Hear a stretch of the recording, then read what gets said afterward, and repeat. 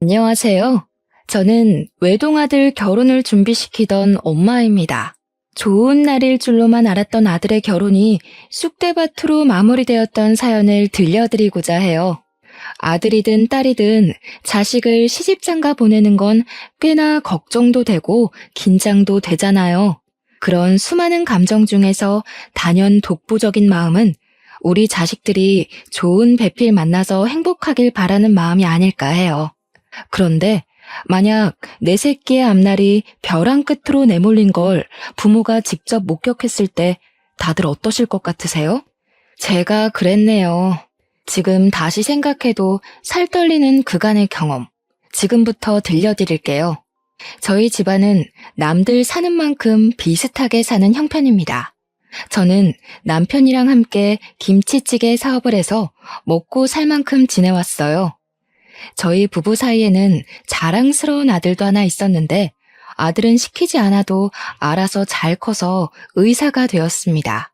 자녀가 결혼 정년기에 접어들면 부모 되는 입장에선 어느 정도 언젠가 내 자식이 배필을 데리고 오겠지 생각하잖아요. 저희 아들이 일한 지 5년 만에 같은 병원에서 일하는 간호조무사와 눈이 맞았는지 둘이서 벌써 결혼을 약속했다고 말해주더라고요. 시간이 되면 소개해준다길래 저희는 일부러 하루만 장사를 일찍 마감하고 아들과 예비 며느리를 만났습니다. 아들이 우리한테 예비 며느리를 소개했을 때만 해도 이미 우리 아들이 예비 며느리에게 푹 빠져 있다는 게 느껴졌어요. 아들이 좋아하는 여자가 생겼다고 말한 적은 그때가 처음이라서 남편이랑 제가 신기해하면서도 한편으론 아쉽기도 했습니다. 그래도 예비 며느리는 아들이 칭찬했던 것처럼 엄청 참하고 똑 부러져 보였어요. 어른들이 좋아할 타입 같았고 일을 잘할 것처럼 보이기도 했죠. 게다가 대화를 하다 보니 집안 형편에 대해 좀 알게 되었는데 저희 집과 다르게 어마어마한 부자더라고요. 일단 예비 사돈네가 당시 30억짜리 아파트에 살고 있다고 했습니다. 그걸 듣자 예비 사돈 쪽에서 과연 우리 형편을 만족하실까 걱정이 되더라고요. 어쩌나. 우리는 아가씨네 집안처럼 그렇게 잘 살진 못하는데 아가씨 말 들어보니까 부모님이 꽤 부자인 것 같네요. 우리가 그쪽 형편에 맞게 혼수를 맞춰줄 수 있을지 모르겠어요. 부담 갖지 마세요, 어머님. 저희 부모님 정말 쿨하신 분이거든요. 그리고 제가 괜찮다고 하면 별도 따다 주실 분들이라 걱정 안 하셔도 돼요. 부담이 안 될 수가 있겠나요? 사랑은 둘이 하는 거라지만 결혼은 결국 집안 문제나 다름없는 거거든요. 집안 형편이 과하게 차이 나면 분명 어딘가 문제가 생기기 마련이란 걸 보고 들은 게 많아서 걱정되었어요. 그래도 둘이 너무 좋다니까 저랑 남편이 딱히 거절하진 못했습니다. 아들을 실망시키기 싫었어요. 부모가 되어서 어쩌면 아들에게 해줄 수 있는 마지막 지원일지도 모르는데 마지막까지 아들이 원하는 삶을 선택해서 살 수 있도록 돕고 싶었습니다. 그렇게 아들의 결혼 준비는 쭉쭉 진행이 되었어요. 상견례 날짜는 꽤 빠르게 잡혔습니다. 남편이랑 저는 아들이 해준 옷을 입고 최대한 단정한 차림으로 상견례에 참석을 했어요. 상견례 위치는 예비 사돈네가 먼 길을 못 오는 사정이라고 해서 밑지방에 사는 저희가 윗지방으로 올라가는 걸로 합의봤죠. 그렇게 도착한 상견례장에서 저랑 남편은 경악을 금치 못했어요. 장소는 깔끔한 횟집이었는데 예비 사부인 옷차림은 그에 맞지 않는 화려한 차림이더라고요. 상견례에서 정답인 복장은 없다고 하지만 레깅스에 미니스커트에 뾰족 구두는 좀 아니지 않나요? 아무리 그래도 자기 딸인 예비 신부보다 튀는 옷이 말인가요? 바깥 사도는 나름 멀쩡한 차림이었는데 저러고 나온 사부인을 말리지 않은 것 보면 바깥 사돈도 생각의 관점이 일반적이진 않은 것 같았습니다. 물론 제가 보수적인 편이라 그렇게 봤을 수도 있겠죠. 남들은 어떻게 생각할지 모르겠지만 일단 제 눈에는 사부인 행색이 너무 이상했어요. 처음부터 좀 많이 놀라서 표정 관리가 잘 안 되었습니다. 남사스러워서 저희 남편도 사부인을 잘 못 쳐다봤어요. 사돈 쪽에서 먼저 인사를 건네길래 저희도 그제야 웃음을 걸치고 악수를 받아주었네요. 그나마 다행이었던 건 두 분 성격이었습니다. 두 분 다 성격이 그리 모난 것 같지 않더라고요. 특히 사부인은 사근사근 잘도 웃었는데요. 친화력도 장난이 아니라서 삭막한 테이블 분위기를 금세 띄워주더라고요. 우리 사위들 총각이 인물이 참 좋더라고요. 누굴 닮았나 했더니 바깥사돈이랑 정말 판박이네요. 제가 관상을 좀 잘 봐요. 바깥사돈 보니까 젊은 시절에 여자 꽤나 울리셨겠는데요. 정말 사부인 같은 여자 아니면 바깥사돈 인물 감당할 여자 없겠어요. 아, 칭찬 감사합니다. 근데 제가 젊을 때는 그리 인물이 좋았던 편이 아니라서 오히려 아내 마음 얻는 게 어려웠었어요. 아내가 정말 인기 많았거든요. 남편은 사부인을 과하면서 가벼운 칭찬에 몸둘 바를 몰라 했습니다. 사부인 때문에 초면인데도 우리 사이의 분위기가 어색하진 않았어요. 하지만 시간이 갈수록 사부인 화법 때문에 희한하게 불쾌감이 생기더라고요. 저희가 이렇게 평범한 분들 만나는 건 오랜만이라서 그런지 마음도 굉장히 편하네요. 무슨 모임만 가면 정치인, 변호사, 검사 이런 사람들만 만나니까 늘 어깨가 경직되거든요. 근데 오늘은 완전 휴가 받은 기분이에요. 사부인은 대화 내내 약간 이런 식으로 얘기를 했습니다. 뭔가 우리 집안의 형편을 빙빙 둘러서 까는 느낌이라고 할까요? 그렇다고 저만 갖고 있는 의심 때문에 얼굴에 티를 낼 순 없었어요. 게다가 다들 사부인의 행실에 하하 웃기만 하니까 제가 더 나서서 주의를 줄 수도 없는 입장이었죠. 아무튼 상견례에서 대화를 하다 보면 당연히 혼수랑 예단비 얘기 나오지 않습니까? 저희도 당연한 순리를 거치려고 제가 한마디 먼저 언급을 했는데요. 제 말을 끊고 사부인이 먼저 흔쾌한 제안을 하더라고요. 그러지 말고 형편이 안 되신다고 들었는데 너무 무리하지 마셔요. 애들 결혼시키다가 허리끈 터지면 안 되잖아요. 그쪽 아들 몸만 보내주세요. 그럼 우리가 집이랑 예단 다 해결할게요. 네? 아니요, 그럴 수가 있나요. 그래도 결혼은 같이 하는 건데 어떻게 사돈 쪽에서만 부담을 하겠습니까? 저희도 아들 혼수해줄 돈은 있어요. 그래요? 이런 부분은 솔직하셔야 되는데 괜히 기죽기 싫어서 나섰다가 생계가 위험해질 수 있다고요.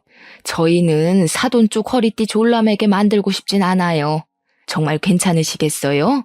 솔직히 예의를 갖춰도 어쩔 수 없이 기싸움을 하는 자리가 상견례 자리 아닙니까? 그런데 사부인은 기싸움은커녕 대놓고 저희 형편을 무시하는 것 같았어요. 사부인이 저렇게까지 거침없이 발언하는데 감정이 안 상할 리가 없지 않겠어요? 여태까지는 아들 입장 생각해서 최대한 이해하고 넘겼는데 여기서도 가만히 있으면 만만하게 보일 것 같더라고요. 그래서 제가 한마디 하려고 했더니 남편이 나서서 먼저 입을 열었습니다. 바깥사돈이야말로 일 은퇴하셔서 쉬고 있다고 들었는데요. 저희는 허리 꼬부라질 때까지 돈 벌 수 있는데 사돈들은 지금부터라도 아끼셔야 하는 거 아닙니까?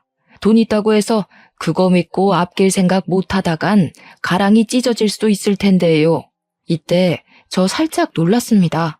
남편이 누굴 조롱하는 것도 처음 들어봤지만 아무리 우리가 아둥바둥 돈 벌고 산다고 하더라도 부잣집 사돈에게 못 비빌 형편인데 남편이 당당하게 그런 소리를 해서 당황했어요.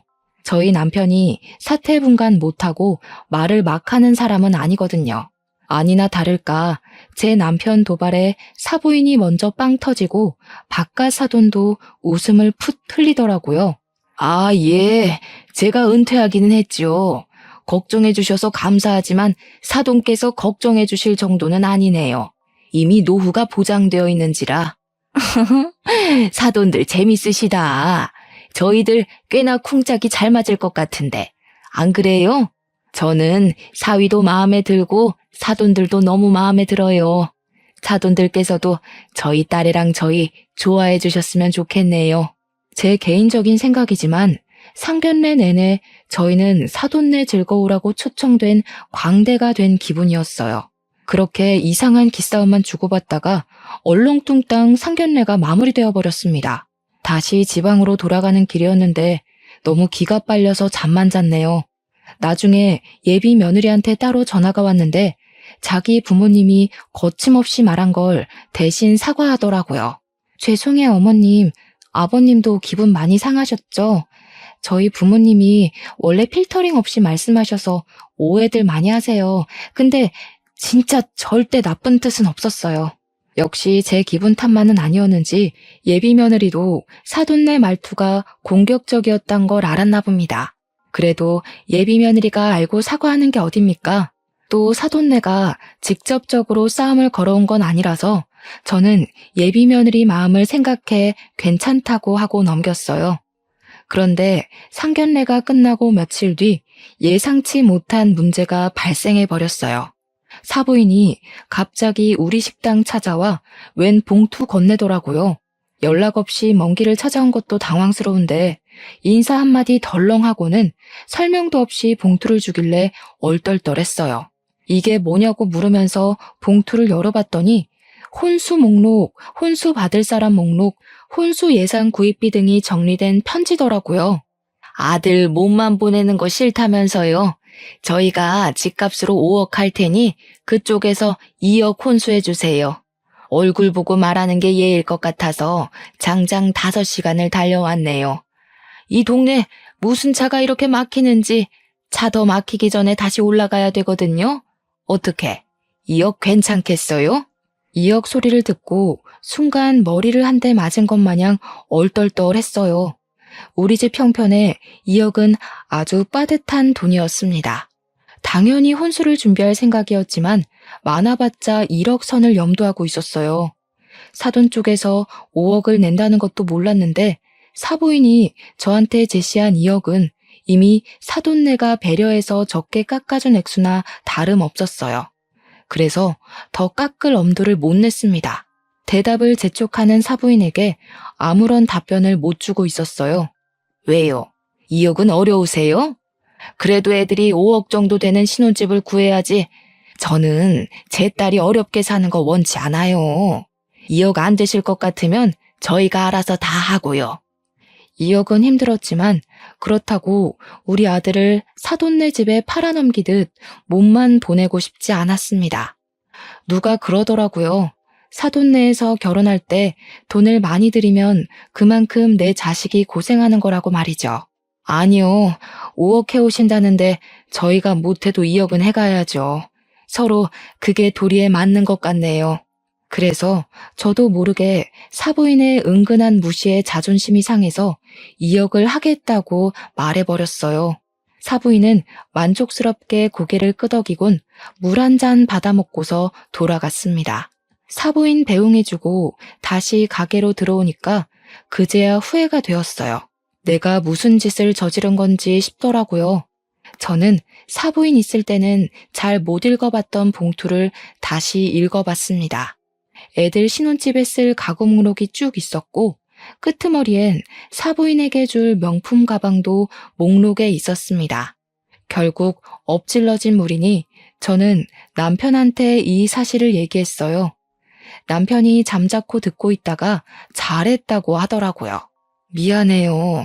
부담이 되면 지금이라도 내가 그 여자한테 전화해서 정정할게요. 아무리 자존심 상해도 돈으로 자부심 부리면 안 되는 건데 내가 실수했어요.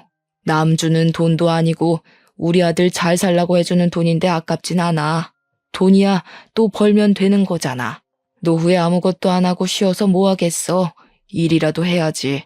저랑 남편은 결국 가게를 담보로 2억을 대출받기로 결정했습니다. 이 사실을 알면 아들이 걱정할까봐 아들한테는 말을 못했어요. 그리고 한날 저는 혼자서 백화점에 들러 명품관을 찾았습니다. 사부인이 구체적으로 적어줬던 가방을 찾아서 구매했어요. 무슨 가방이 250만 원이나 하는 건지 깜짝 놀랐습니다.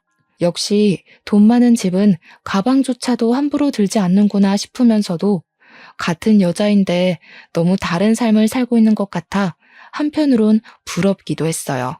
저는 구매한 가방을 사부인한테 전달하려고 아들을 통해서 줬습니다. 다음날 사부인한테서 전화가 왔는데 고맙다는 인사일 줄 알고 마음 편히 받았어요. 네, 사부인. 어제 사위 통해서 가방 잘 받았어요. 그런데 좀 문제가 생겨서요. 이 가방 말고 다른 가방을 받고 싶은데요. 예상치 못했던 반응이라서 저는 전화를 받고도 네네? 거리기만 했습니다. 아니, 제 친구들이 하도 성화를 부리더라고요. 하나 있는 귀한 딸 보내면서 고작 250만 원짜리 가방 받냐고요. 저 모임 가서 얘기했다가 바보 됐잖아요. 제가 문자로 링크 보내놨으니까 그 가방으로 좀 부탁해요. 이 가방은 사위 통해서 다시 돌려드릴게요. 사부인은 친구 말을 듣고 더 비싼 브랜드의 가방으로 의견을 바꾸었습니다. 사부인이 다시 보내준 다른 가방은 무려 500만 원짜리였어요. 똥개 훈련시키는 것도 아니고 이랬다 저랬다 하는 사부인의 태도가 또 무례하게 느껴져서 화가 났지만 이걸 뭐라고 할 수도 없었던 게 사돈네에서 5억을 해온다고 한 이유도 있었고 또 사부인이 2억 혼수비에 맞춰서 요구하고 있는 거라 따지지도 못했어요. 결국 저는 가방을 바꿔주었습니다. 환불하고 다른 가방 다시 사는 건 아들이 직접 해줬어요. 근데 그것 때문에 아들이 뭔가를 눈치챈 건지 저한테 따로 찾아와서 묻더라고요. 엄마, 혹시 처가 쪽 때문에 곤란한 일 있어? 나한테 숨기는 거 있어 보여서 갈수록 엄마 표정이 안 좋아 보여. 혼수비 때문에 그러는 거야? 2억 한다고 들었는데 돈이 어디서 나서 그렇게 큰 돈을 하겠다고 했어? 어? 아들이 걱정할 문제 아니야. 아들 결혼한다고 하니까 가끔씩 아쉬워서 그런 거지 뭐. 사돈네랑 아무 문제 없으니까 걱정 말고 결혼 준비에만 신경 써. 아들한테는 도무지 고민을 털어놓을 수가 없었어요. 어차피 저희가 혼수로 2억을 해주기로 했고 사부인은 2억 선 안에서 물건을 요구하는 거니까 요구를 할 수도 없는 노릇이었죠. 그런데 말입니다. 제가 잘 몰라서 그러는데요. 원래 애들 결혼 준비시킬 때 사돈끼리 마주하는 경우가 많나요? 제 주변에는 그렇지 않다고 하는데 이상하게 저희 집은 사돈네랑 자꾸 얽히게 되더라고요. 사돈네가 귀한 딸 보내는 게 많이 아까운 건지 또 한 번 먼 길을 찾아온 적이 있었어요. 그날은 정말 해도 해도 너무한 얘기를 들었는데요. 어느 날 갑자기 우리 식당을 또 찾아온 사부인이 자기 딸 꾸민비 안 주냐고 하는 겁니다. 저 당시 꾸민비가 뭔지 몰랐거든요. 그날 사부인이 얘기하는 거 듣고 처음 알았습니다. 어머, 신부한테 꾸민비는 당연히 줘야죠. 저희가 5억이나 해주니까 그쪽에서 1억은 더 얹어주세요. 우리 딸도 명색에 시집 가는 건데 시부모한테 예쁨 받는다고 자랑할 수 있어야죠. 다른 며느리들 다 받는 꾸민비 우리 애만 안 받으면 체면이 서겠어요? 꾸민비가 사돈네 자식에게 사고 싶은 거 사입고 치장하라고 주는 돈이라고 하대요. 근데 그건 신부만 받을 수 있는 게 아니고 신랑도 받을 수 있는 거더라고요. 그깟 꾸민비 때문에 1억을 더해달라는 사부인 말에 저는 소신껏 얘기를 하였습니다. 죄송하네요. 그만한 돈을 해줄 여력도 안 되고 더 대출받지도 못해서 꾸민비는 어려울 것 같아요. 그냥 서로 안 해주는 걸로 퉁치죠? 역시 돈줄 달리는 게 이렇게 금방 눈에 보여서 아쉽네요. 이래서 제가 딸한테 수준 차이 나는 사돈은 질색이라고 얘기를 했었거든요. 사위가 의사 아니었으면 구린내가 진동하는 이런 곳에 저희 딸 안 보냈을 거예요. 저 순간 잘못 들은 줄 알았습니다. 그간 사부인이 말투는 좀 경박했어도 사람을 대놓고 깎아내리진 않았거든요. 그런데 제가 1억 꾸민비 못 주겠다고 하자마자 돌변에서는 저희 집안이랑 제 아들을 깎아내리기 시작하는데 딱 알겠더라고요. 사부인이 원래 이렇게 무례한 사람이기에 그런 경박한 소리를 가진 거란 걸 말이죠. 사부인 아들 고집 너무 세더라고요. 근성이 얼마나 끈질긴지. 역시 가난뱅이 집안에서 태어난 것들이 쓸데없이 끈기가 좋아요. 자기 주제를 알고 여자를 골라야지. 어디서 밤밑을 구르던 놈이 머리 위에서 놀던 여자를 눈독 들이는지 모르겠더라니까요. 사부인, 아들 밖에서 그러고 다니는 거 알고 계셨어요? 뭐라고요? 누가 발밑을 굴러요? 사부인, 지금 도가 지나치신 것 같은데요. 우리가 대단한 집안은 아니지만 그것 때문에 제 아들이 욕먹는 건 납득이 안 되거든요. 당장 사과하시죠. 어머나, 사과는 그쪽에서 하셔야죠. 제가 그쪽 아들 떼어내느라 2년이나 고생했는데, 근데 이놈이 어떻게 제 딸을 깨어냈는지 아주 거머리처럼 딱 붙어서는 절대 안 떨어지대요. 대체 아들 교육 어떻게 시킨 거예요? 지 분수 생각 안 하고 좋아하는 여자만 있으면 무조건 들러붙으라고 가르치셨어요? 알고 보니 사부인이 장장 2년간 제 아들을 반대했다는 사실을 알았어요.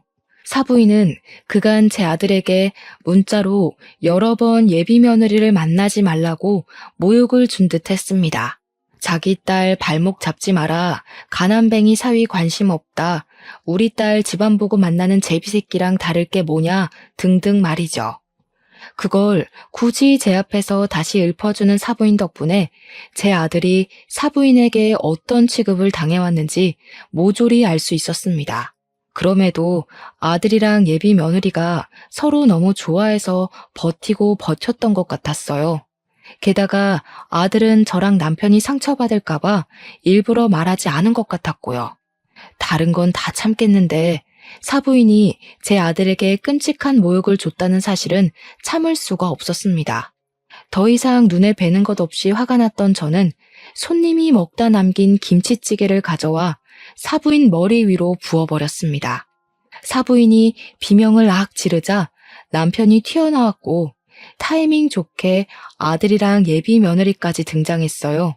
아들이랑 예비 며느리는 그날 우리 집에서 저녁을 먹기로 했기에 일찍 들린 거였어요.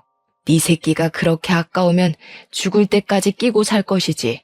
뭐하러 풀어놨어? 나도 당신 같은 장모한테 내 아들 못 보내. 시궁창도 적당히 시궁창이던가.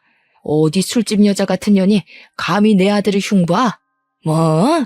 술집 여자? 이 옆에 내가 돌았나 봐. 지금 이게 얼마짜리 옷인지 알아요? 내가 여기까지 오느라 숍도 둘렀는데 아이씨, 김치구리네 다 배웠잖아. 그래, 말 한번 잘했다. 우리 집에서 구린내가 난다고? 당신이 입 열 때마다 철철 흐르는 촌티보단 음식에서 나는 구린내가 100배 나. 어디 싸구려 주둥이랑 2만 원짜리 김치찌개를 비교해? 다 늙은 사람이 아직도 젊은 줄 알고 그딴 차림으로 다니는 거 진짜 볼썽사납거든? 실제 사부인은 상견례뿐만 아니라 제 앞에 나타날 때마다 미니스커트 차림이었어요. 복장만으로도 그 사람의 인품이 드러날 때가 있는데 여태 제가 봤던 사부인의 모습은 전부 술집 여자 같은 분위기더라고요. 부자든 말든 천박해 보이는 거랑은 다른 문제라 생각했어요. 천박한 년 입에서 내 아들이 나쁘게 언급되는데 부모로서 화 안 나겠습니까? 당장 꺼져. 다시는 내 가게에 발 들이지 마. 네가 수중에 몇 억을 갖고 있든 당신은 이 가게 들어올 자격 없어. 제가 이성을 잃고 다른 반찬들까지 사부인들한테 던지기 시작하자 남편이랑 아들이 저를 급히 말렸어요.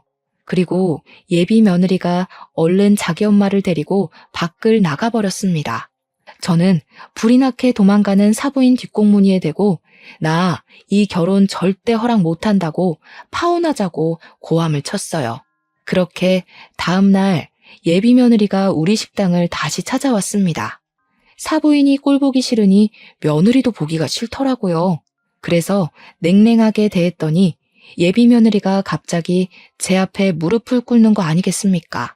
저희 엄마가 철이 없어서 그래요. 제발 한 번만 용서해 주세요, 어머님. 제가 다신 저희 엄마 이곳에 못 오게 만들게요. 저 이 결혼 꼭 하고 싶어요. 너네 엄마가 장장 2년 동안 내 아들을 사람 취급도 안 했다면서 내가 정신 나갔다고 그런 집에 내 아들을 사위로 보내겠니? 이렇게 문제가 되기 전에 진작에 네 엄마 말렸어야지. 이미 내 아들한테 상처 다 줘놓고 앞으로는 안 그러겠다고? 그걸 내가 어떻게 믿어? 죄송해요. 정말 한 번만 믿어주세요. 저 오빠랑 결혼 못하면 죽어요. 어머님이 시키는 건 뭐든 다 할게요. 결혼만은 제발 무르지 말아주세요. 저 한 번도 예비 며느리에게 언성을 높인 적이 없는데 그날은 좀 따끔하게 혼을 냈습니다. 예비 며느리는 제 아들을 정말 사랑하고 있다고, 이대로 파혼할 수 없다고 계속 싹싹 빌었어요. 솔직히 사부인이 문제지 며느리는 잘못이 없잖아요. 하루도 아니고 매일 찾아와서 손이 발이 되도록 싹싹 비는 며느리 때문에 마음이 약해진 저는 결국 못 이기고 봐주게 되었어요. 물론 결혼 허락하는 대신 사부인더러 내 앞에 와서 직접 사과하라고 시켰죠. 며느리가 그러겠다고 고개를 연신 끄덕이더군요. 그리고 며칠 뒤 사부인뿐만 아니라 바깥 사돈까지 우리 식당을 찾아왔습니다. 예비 며느리랑 아들까지도 퇴근하고 김치찌개 집으로 모였어요. 저랑 남편은 식당을 일찍 마감하고 다 같이 식사하는 시간을 가졌죠. 가벼운 안부 인사를 나누는데 어째 상견례 때보다 더 어색했습니다. 가족들이 저랑 사부인의 눈치를 많이 봤어요. 그리고 사부인은 우리 가게 들어와서 한 번도 저를 제대로 쳐다본 적이 없죠. 식구들한테 한 소리 듣기라도 했는지 늘 기세등등한 모습도 없었고 복장도 꼴불견 같던 미니스커트가 아닌 얌전한 롱스커트였어요. 이렇게 대면대면 하려고 마련한 자리 아닌 줄 아니까 제가 먼저 사돈네 오는 길 피곤하지 않았냐고 물었습니다. 그 순간을 기점으로 식구들이 한두 마디씩 던졌어요. 주로 애들이 적막한 분위기 풀어주려고 적극적인 태도를 보이곤 했습니다. 그렇게 심심찮은 대화를 나눈 뒤 다들 숟가락을 들었어요. 그런데 식사를 하는 동안 예비 며느리가 사부인에게 사과하라며 손가락으로 은근히 재촉을 하더라고요. 사부인은 꼼짝도 안 하고 있다가 결국 바깥 사돈의 눈초리까지 한번 받고서 사과했습니다. 미안합니다, 사부인. 제가 생각이 짧아서 실언을 했어요. 정말 미안해요. 우리 문제 때문에 애들 앞날을 방해할 순 없잖아요. 그건 같은 부모로서 이해할 거라고 생각해요. 다신 제가 실언하는 일 없을 거예요. 한 번만 너그럽게 봐주세요. 사부인은 식사 자리에서 진심으로 고개를 숙였습니다. 남편은 제가 원하는 대로 하길 바랬고 저는 사부인의 표정까지 꼼꼼히 살핀 후에 그 용서를 받아줬어요. 저도 감정에 앞서서 몹쓸 짓을 해버렸네요. 옷 다 버렸을 텐데 혹시 세탁비 필요하면 드릴게요. 아니에요. 세탁비는 무슨... 제가 기만한 행동을 한 건데요. 집에 가서 곰곰이 생각해보니 사부인께서 당연히 기분 나쁠만 했더라고요. 아무리 그래도 부모 앞에서 자식 흉은 보는 게 아닌데 죄송해요. 다행히 밥을 다 먹을 때쯤엔 저희 식구들 얼굴에 아주 살짝이라도 웃음이 걸릴 수 있었어요. 그리고 사부인은 김치찌개를 다 먹고 정리하는 것까지 손수 도와줬습니다. 그래서 어떻게 저떻게 잘 풀어서 헤어질 수 있었죠. 덕분에 애들 파혼 고비는 넘어갔네요. 그러나 결국 이 결혼은 안 되고 말 운명이었나 봅니다. 사부인과 저의 문제만 해결되면 애들이 결혼하는데 아무런 문제가 없다고 생각했던 게 오산이었어요. 결혼식 당일이었습니다. 신부 측 하객에 넥타이 부대가 엄청나게 쏟아져 들어오는 듯 채워졌어요. 다 바깥 사돈이 직장 은퇴하기 전 인맥이라 하대요. 바깥 사돈은 은퇴를 했는데도 지인이 어마어마하더라고요. 근데 저희는 사업을 하는 사람치곤 상대적으로 하객이 적었어요. 그 모습 때문에 오히려 일을 하고 있는 남편이 바깥 사돈한테 살짝 기가 죽은 듯 했습니다. 잘 사는 집안인데 저 정도 인맥은 당연한 거죠. 너무 속상해하지 마요. 우리도 좌석은 다 찾는걸요. 괜히 아들한테 미안해서 그러지. 나도 직장을 다닐 걸 그랬나 봐. 끝까지 아들한테 든든한 아빠가 돼주고 싶었는데 좀 아쉽네. 남편은 한참 인사 오는 신부 측을 힐끔 보더니 끝내 자리를 지키지 못하고 잠깐 화장실 다녀온다며 자리를 비웠습니다. 아들도 남편의 처진 어깨를 보곤 괜히 마음에 걸려서 걱정했지만 하객들 때문에 인사한다고 자리를 뜨진 못했어요. 그렇게 한 10분 지났을 겁니다.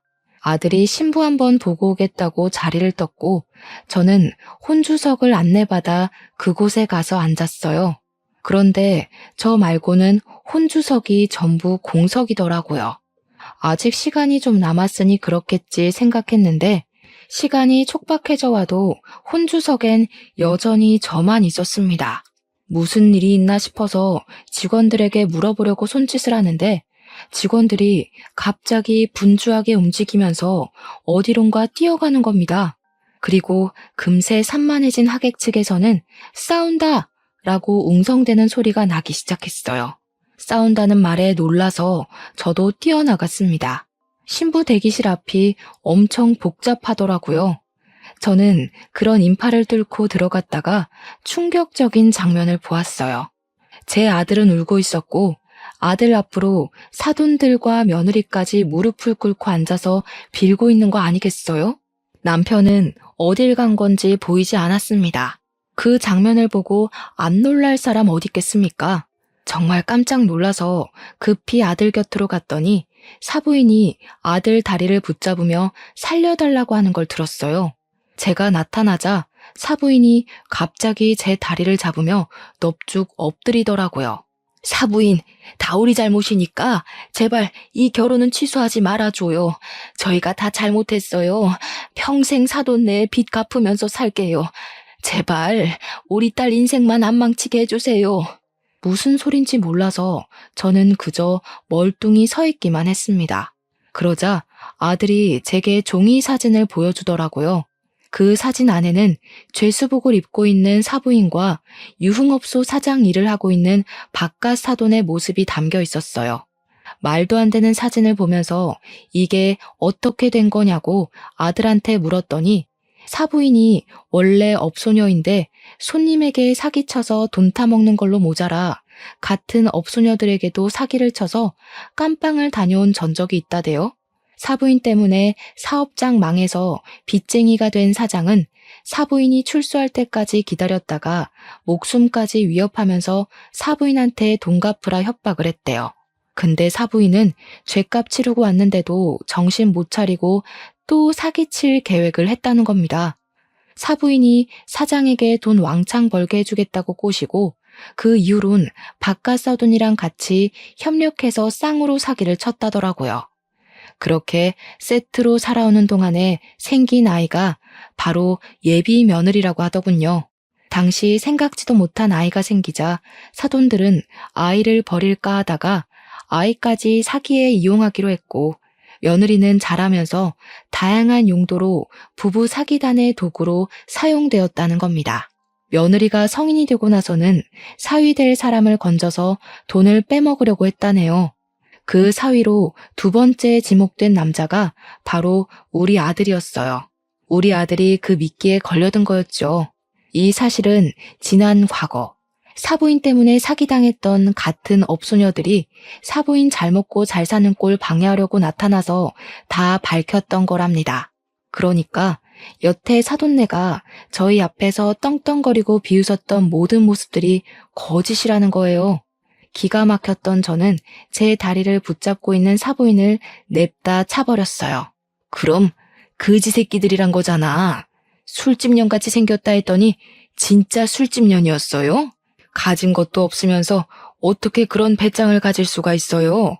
우리 집 돈 훔쳐간 걸로 모자라 우리 시간도 진심도 다 기만하신 거네요. 잘 됐네. 이번엔 초범이 아니라서 깜빵밥 길게 먹을 수 있겠어요.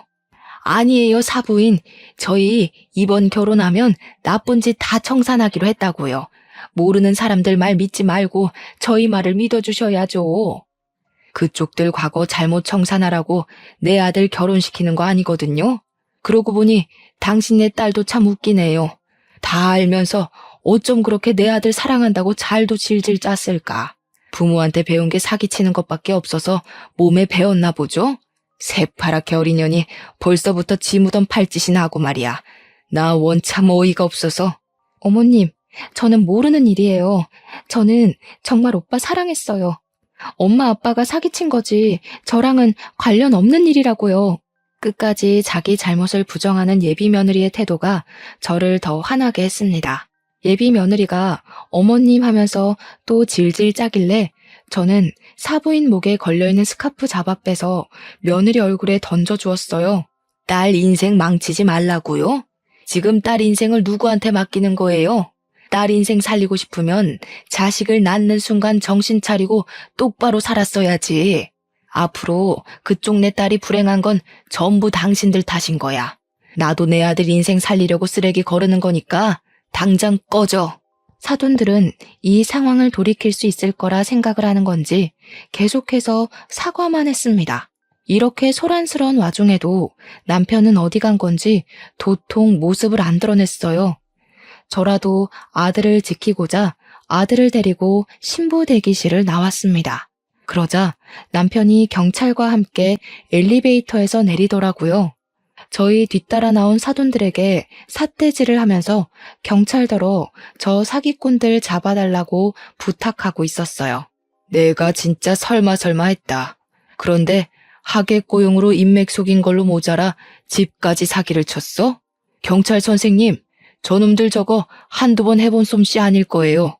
당장 저 사기꾼들 잡아가 주세요. 경찰들은 막 도망치려는 사돈들과 며느리를 붙잡았어요. 저랑 아들은 남편에게 상황을 물었습니다. 그랬더니 남편이 하객 받다 말고 화장실을 갔을 때 무슨 얘기를 들었다고 하더라고요. 신부 측에서 넥타이 부대 전체를 하객 아르바이트로 고용했는데 고용하게 된 이유가 바깥 사돈이 우리 남편 번듯한 사업하고 있는 거에 기죽지 않으려고 되레 우리 남편 길을 꺾어주고 싶어서 그랬다네요. 그 사담을 듣고 바깥 사돈의 신원이 의심스러웠던 남편은 아는 지인 부동산에 개인적으로 전화해서 사돈이 산다는 아파트 주인이 누군지 알려달라고 부탁했다 했습니다. 아파트를 바로 알아본 것은 사돈들이 뭐만 하면 아파트 자랑을 그렇게 했었거든요. 그 아파트가 워낙 유명해서 사돈네 동네에선 그 아파트 이름 대면 부자라는 게 증명이 되는 셈이라더라고요. 그래서 남편이 가장 먼저 부동산을 알아봤던 겁니다. 남편 지인은 아는 사람 부동산을 건너 2달이 넘긴 부동산을 연결하여 집주인을 알아봐줬어요. 황당하게도 사돈네가 산다는 아파트엔 집주인이 따로 있었습니다. 그리고 거기 새들어 살고 있는 사람들이 사돈네였어요. 그러니까 이런 거죠. 사돈네는 우리한테 집안 재력을 속이기 위해 단기로 이사를 했던 겁니다. 아들이 자기 처가에 인사 간다고 한번 들어가 봤다던 그 30억짜리 아파트는 그들이 빚을 내서 보증금 3억에 월세 400만 원으로 들어가 있던 거였어요. 심지어 빚을 낸 것도 다 사채라네요. 일부는 우리한테 돈을 빼내서 갚았다더군요. 그리고 나머지 빚은 애들 결혼시킨 뒤에 저랑 남편의 자존심을 좀 더 긁어서 계속 돈을 빼낼 작정을 했던 겁니다. 너무 기가 막혀서 저는 경찰들이 연행해 가는 그들 앞길을 막았어요. 그리곤 불쌍한 척하는 사부인의 얼굴을 한 대 때려줬습니다. 하고 사는 꼴이 정말 치가 떨리게 한심하네요. 깜빵 가서 되도록 오랫동안 안 나왔으면 좋겠어요. 딸 생각 조금이라도 한다면 제발 싸구려 짓 좀 그만하고 정신 차리세요. 사부인은 이미 경찰이 등장한 이상 저에게 사과할 필요를 못 느낀 건지 제게 덤비려고 몸부림을 쳐댔어요. 경찰이 잡고 있지 않았다면 그 기다란 손톱 때문에 얼굴에 상처가 생겼을 겁니다. 결국 감당 안 되는 몸부림 때문에 경찰들이 사부인을 끌고 가버렸어요. 바깥 사돈은 쪽팔린 줄 아는 건지 아무 말도 못하고 묵묵히 끌려갔습니다. 그런데 예비 며느리가 또 끈질기더라고요. 저랑 남편이 사돈들을 보내버리는 동안 예비 며느리는 제 아들에게 매달려 애원하고 있었어요. 오빠, 내 진심 오빠가 제일 가까이서 봤잖아. 내가 정말 연기하는 것 같았어? 오빠한테 보여준 내 마음 다 진심이야. 엄마 아빠는 진짜 나랑 상관없다니까. 그러니까 무섭다는 거야. 내 눈엔 네가 의심할 곳 없는 좋은 여자로 보였는데 나 만나기 전에 다른 남자 꼬드겨서 돈 빼먹었다면서 나한테 똑같은 수법으로 접근한 거 아니야? 그런데 나한텐 진심이라고? 네 낯짝을 다 알아버렸는데 내가 널 어떻게 데리고 사냐? 그러지 마. 도대체 어떻게 하면 믿어줄 건데? 전에 실수한 건 철이 없어서 그랬던 거야. 그때랑 지금은 내 마음이 완전히 다르다고. 예비 며느리가 처절하게 아들을 붙잡고 우는데도 그런 며느리를 보는 아들의 시선은 이미 싸늘했습니다. 아들은 곧 며느리 목에 걸린 목걸이를 사정없이 잡아 뺐어요. 그 목걸이도 분명 우리 집에서 해준 혼수비에서 해먹었을 거거든요. 너 같은 싸구려한텐 명품 목걸이가 안 어울린다. 너한테 놀 하나 줄 생각 없으니까 징역 살고 나오면 다른 놈 노려. 네 부모나 너나 다시 한 번 더 우리 가족 눈에 띄면 2배, 3배로 갚아줄 테니까 각오하고. 아들이 그대로 돌아서자 경찰이 알아서 예비 며느리를 잡아갔어요. 실내에서 쩌렁쩌렁 울리는 예비 며느리 목소리 때문에 다른 하객들까지 인상을 찌푸렸습니다. 그렇게 잡혀간 그 사람들은 전적까지 곱빼기로 쳐서 사귀제 형벌을 받게 되었어요. 부디 그 안에서 오래오래 살길 바랄 뿐입니다. 저희는 일상을 회복했어요. 물론 겉으로는 그렇죠. 이미 상처받은 마음을 완전히 회복하는 것이 참 어렵더라고요. 특히 우리 아들 속이 말이 아닌 것 같았어요. 아들이 예비 며느리를 처음 소개해 주었을 때 예비 며느리를 보던 아들 눈빛을 아직도 기억하고 있는데요. 그렇게 많이 좋아했던 사람에게 당하는 배신은 잘 잊히지도 않잖아요.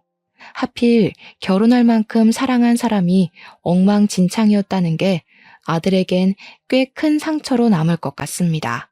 세상에 좋은 여자도 많은데 왜 하필 그런 여자가 우리 아들 인생에 들어섰는지 모르겠네요. 아들이 부디 그날의 상처를 잘 극복해서 그저 지나가는 일일 뿐이라는 걸 알았으면 좋겠습니다. 여기까진 안 좋은 현실을 말씀드렸지만 저희 집안에 우환만 있었던 건 또 아니에요. 그날 결혼식이 그렇게 엎어졌는데 사람들이 휴대폰으로 다 찍어서 그런가 SNS에 이슈가 되었더라고요. 근데 저희 식당까지 그 이슈를 타서 객지 사람들이 응원차 저희 식당을 방문해주고 있어요. 저랑 남편 김치찌개 사업하면서 이렇게 눈코 뜰 새 없이 바쁘게 장사해본 거 처음입니다. 이미 사기당한 돈은 운 좋게 배상받았는데 이대로만 장사 잘 된다면 사기당했던 돈만큼 한 해 매출을 뽑을 수 있을 것 같기도 해요. 손님들이 왔다 가면 블로그 후기도 올려주시더라고요. 사진 엄청나게 찍어가고요.